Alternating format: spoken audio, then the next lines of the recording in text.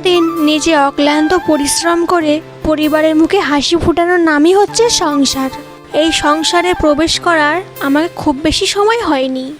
যেটুকুনি সময় হোক না কেন আমি চেষ্টা করেছি আমার পরিবারের মুখে হাসি ফোটানো।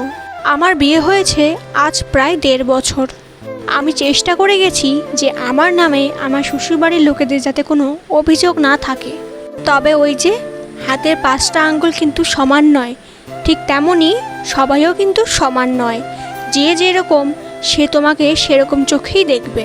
তুমি যতই ভালো হওয়ার চেষ্টা করো না কেন, যে কোনো একজনের কাছে তুমি সবসময় খারাপই থেকে যাবে। তুমি সারাদিনে যতই অক্লান্ত পরিশ্রম করো না কেন, যে তোমার খুঁত বার করার সে ঠিক খুঁত বার করে নেবে।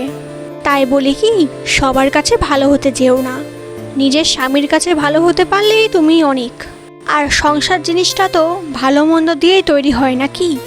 তাই সব কথা সবসময় গায়েও মাখতে নেই। ও হ্যাঁ, তোমাদেরকে তো আমি আমার পরিচয়টাই দিলাম না। তো হ্যালো এভরিওয়ান, কেমন আছো সবাই? আশা করছি সবাই খুব ভালো আছো, আর আমিও বেশ ভালো আছি। আমি পূর্ণিমা, আমার আরও একটি ভিডিওতে আপনাদের স্বাগত জানাই। তোমাদের সাথে কথা বলতে বলতে আমার প্রায় অর্ধেক কাজ শেষের দিকে। এখন চলে আসলাম উঠোন ঝাড় দিতে। দেখতে পারছো তো আমার উঠোনে কী অবস্থা।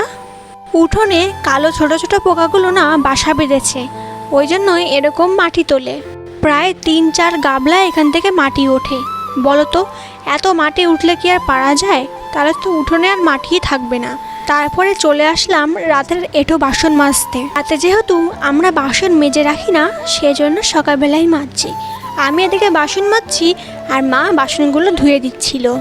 তারপরে বাসন মাজা হয়ে গেলে আমি এখানে একটু হেঁটে হেঁটে ব্রাশ করে নিচ্ছিলাম। ব্রাশ করা হয়ে গেলে কলপাটটাকে ভালো করে ধুয়ে আমি এদিকে একটু ফ্রেশ হয়ে মুখটাকে ধুয়ে নিচ্ছি। সকালবেলা কি বলো তো, যতই কাজ করো না কেন মুখটা না ধুলে না হয় না। পরে বাসি নাইটি ছেড়ে চলে আসলাম রান্নাঘরে। যেহেতু তোমাদের দাদা ভাই সকালবেলা ডিম সেদ্ধ খেয়ে মাঠে যায়, সেই জন্য ডিম সেদ্ধ বসিয়ে দিলাম। আর এই ফুল গাছটা দেখো তো কীরকম লাগছে। আমি এটা বানিয়েছি আমার ভাইয়ের স্কুলের প্রজেক্টের জন্য। আসলে কালকে রাতে এটা বানিয়েছিলাম, আর রাতে এতটাই ক্লান্ত ছিলাম যে আর ভিডিও শেয়ার করিনি, আর এটার ভিডিও আমি বানাতে পারিনি। তো যাই হোক, তোমরা এখন দেখে নাও। সবই রাতে কমপ্লিট করে রেখেছিলাম, শুধু গাছের পাতাগুলো লাগানো বাকি ছিল, সেগুলোই এখন লাগিয়ে দিচ্ছি। একটু পরে দিদি এসে নিয়ে যাবে। তো কীরকম লাগছে আমাকে কমেন্টে জানিও কিন্তু। তারপরে চলে আসলাম রান্নাঘরে রান্না করার জন্য। কে জানো তো, আমাদের মধ্যে একটা পুজো আছে, সেটা নাকি ঝিঙে পুজো। তবে আমি আবার সেই পুজোর নাম কোনোদিনও শুনিনি। আমার দেখার খুবই ইচ্ছে ছিল, কিন্তু হয়ে উঠলো না। তোমাদেরকে পরের বছর আবার দেখাবো। তো এই পুজোটা হওয়ার কারণে মা আর ঠাম্মা তো ভাত খাবে না, সেজন্য আমি আমার জন্য আর তোমাদের দাদা ভাইয়ের জন্য রান্না করছি। ফ্রিজে কয়দিন আগে মাছ কিনে রেখেছিলাম, সেটাই আজকে রান্না করে নিচ্ছি। বলে ফ্রিজ থাকলে কিন্তু খুবই সুবিধা হয়, তাই না বলো? মাছ কিনে রেখে 5-6 দিন পরেও খাওয়া যায়। আর যেহেতু বললাম ঝিঙে পুজো আছে, ওই জন্য ওরা ভাত খাবে তো দূরের কথা, ভাতে হাতও দিতে পারবে না। ওই জন্য আজকে ভাতটা আমিই বসিয়ে দিলাম। তারপরে আমার কাছে পার্সেলওয়ালার ফোন আসে, আমার একটা পার্সেল এসছে, সেটাই আনতে গেছিলাম। আর কি এসছে সেটা তোমাদের একটা পরের ভিডিওতে দেখাবো।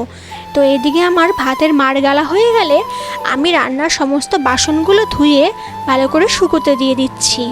তারপরে আবার আমার কাছে ফোন আসে যে আপনার একটা পার্সেল আছে। আসলে একটা মোবাইলের কভার অর্ডার দিয়েছিলাম, আইফোনের কভার, তো সেটাই এসছে। কেমন লাগছে দেখো তো, আমার তো বেশ পছন্দ হয়েছে। মোবাইলের থেকেও সামনাসামনি দেখতে আরও বেশি সুন্দর লাগছে। তো যাই হোক, পরে চলে আসলাম আমার ড্রেসিং টেবিলটা পরিষ্কার করতে। যেহেতু সামনে পুজো আসছে, এখন তো ঘর ঝাড়া যাবে না। ভাদ্র মাসে নাকি ঘর ঝাড়া যায় না, সেই জন্য জিনিসপাতিগুলো মুছে রাখছি। ড্রেসিং টেবিল মোছা হয়ে গেলে আমি চলে আসলাম আলনা গুছোতে। আলনা গুছিয়ে ভালো করে ঘরটাকে ঝাড় দিয়ে চলে আসলাম ঘর মুছতে। আসলে অনেক দিন যাবৎ ঘরটাকে মুছি না, তাই আজকে ঘরটাকে মুছেই নিলাম। তো চলো, আজকের ভিডিও এইটুকুনি। ভিডিওটি ভালো লাগলে সাবস্ক্রাইব করে আমার এই ছোট্ট পরিবারের পাশে থেকে যেও। তো চলো, ভালো থেকো, সুস্থ থেকো। দেখা হচ্ছে তোমাদের সাথে নেক্সট একটা ব্লগে।